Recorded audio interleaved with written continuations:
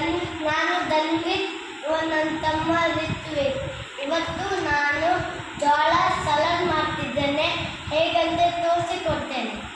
ಸಲಾಡಿಗೆ ಈಗ ಬೇಕಾದ ಇಂಗ್ರೀಡಿಯೆಂಟ್ಸ್ ಇದು ಬೇಯಿಸಿದ ಜೋಳ ಮತ್ತು ಕ್ಯಾರೆಟ್ ಮತ್ತು ಟೊಮೆಟೊ, ಈರುಳ್ಳಿ, ಕೊತ್ತಂಬರಿ ಸೊಪ್ಪು, ಲಿಂಬು, ಉಪ್ಪು, ಬ್ಲ್ಯಾಕ್ ಪೆಪ್ಪರ್.